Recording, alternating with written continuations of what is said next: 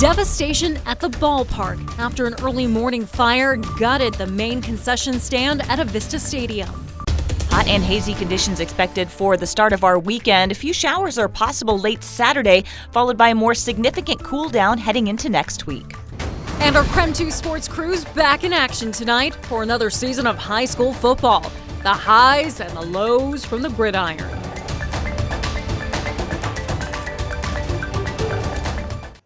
Thanks for staying up late for the KREM 2 Night Report. I'm Cody Proctor.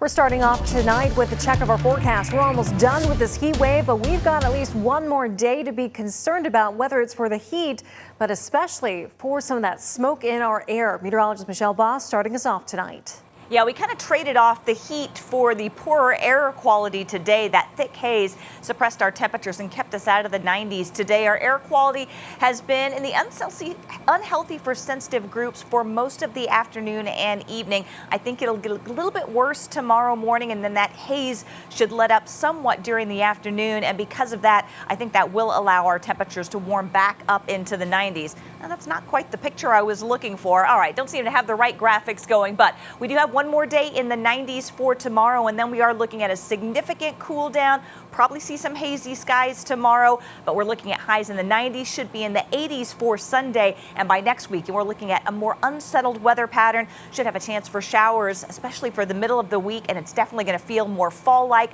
We're looking at highs in the mid-70s. Michelle, thank you so much. In the meantime, there was a shocking scene in Spokane Valley this morning after a fire broke out just steps from Avista Stadium. That blaze prompted a massive response from fire crews as the smoke billowed over the valley. Tonight, crews still working to figure out what just caused that fire. Now, KREM 2 Shannon Mowdy was out there the moment that crews actually started to tear down what was left of those concession stands. The fire response started in the pre-dawn hours around 2:30, 3 o'clock. And as you can see, fire crews are still here. Around the 4 o'clock hour, we started to see some construction equipment moving around materials, and you can see they are spraying water on this. And we have seen that construction gear crushing and pulling stuff off of the roof of the building. And we know tonight that the plan is to completely rebuild the concession stand before baseball returns in the spring. Friday morning's fire prompted a call out of Spokane and Spokane Valley engines and an early wake-up call for Indians GM Kyle Day. I got a call around 3 a.m. and quickly headed down to the ballpark. Less than a week after wrapping the baseball season, Day hurried back to the beloved ballpark after its main concession stand caught fire. A cause hasn't yet been reported. Flames was the first thing I saw, and a lot of fire trucks and firefighters. Firefighters battled the flames for around 6 hours, at one point pulling back to defensive mode because it was too dangerous to be inside, with the roof caving in. I'll tell you, it feels surreal still, a little bit of disbelief. While the Indians have been doing major upgrades to the stadium, this stand wasn't due for a renovation. This building was built about 12 years ago, and it was not a part of our current renovations. This will now be a new project. But the Indians and Spokane County, which owns the facility, are confident it will be back up and back to serving fans. Enjoy! Have a good one. By April's opening day. That was the discussion I had with the Indians president this morning at 6 a.m. was, okay, where are we at now? And we will do everything we can jointly to help figure out what we need to do to have it be ready for opening day. For now, Day says they're thankful no one was hurt, and they're grateful for all the calls and messages of support from fans. Really heartwarming. It really, I think, shows what the Spokane Indians community, the Spokane community is all about. When times are tough, they're there for you, and that really means a lot. As part of this investigation, we also know that fire investigators have taken drone shots, took outside and inside pictures, and we're also looking for security video of the area this afternoon. Shannon Mowdy, KREM 2 News. Shannon, thank you so much. Meanwhile, fire crews are still fighting multiple wildfires burning across the inland Northwest tonight. Let's start off with the Crown Creek fire burning in Stevens County. This is located south of Northport. That fire tonight still 0% contained. It's now burned more than 12 1,000 acres. There are still level 1, 2, and 3 evacuations for people living just south of Northport.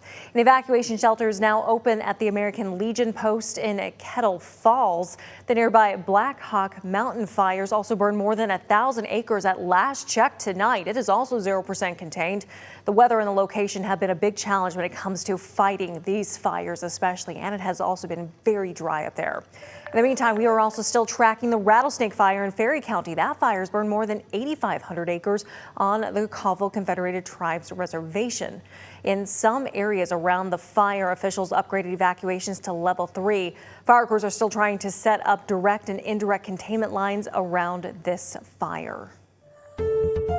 Well, time right now for your Night Beat for a quick look at today's top stories. First up, Spokane criminal Kevin Coe, also known as the South Hill Rapist, could be released into a group home this fall.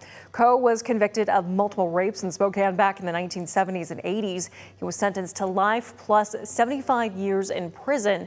Now experts say Coe no longer meets the criteria of a sexually violent predator. He'll have an unconditional release hearing in Spokane on October 2nd and could be released within 24 hours of that hearing. A Washington State Patrol trooper is facing vehicular manslaughter charges for hitting and killing a Richland man nearly 6 months ago. This is body cam footage of when officers stopped and arrested her. Prosecutors allege Sarah Clazen was under the influence when she hit and killed Jose Vega Sanchez on Highway 240 near Richland. She was off duty at the time of the crash, and new documents say she had spent nearly 4 hours at a local bar with her husband before the incident. She told police she was heading home from picking up pizza and refused a breathalyzer at the time. And the Washington State Department of Health issued a standing order for the COVID-19 vaccine, making it easier for Washington residents to get vaccinated. That standing order reaffirmed state guidance that everyone 6 months and older should stay up to date on COVID shots. The order allows most residents to go directly to their local pharmacy or clinic and get the vaccine without a prescription. And that is it for your Night Beat. For more on any of these stories, head to our website, KREM.com. I hope that the public begins to understand that these materials have value. A new project in the Lilac City looks to keep the memory of a historic home alive tonight. But first, the Spokane County Interstate Fair is back this weekend, and you have the chance to meet some familiar faces. We're back in 90 seconds.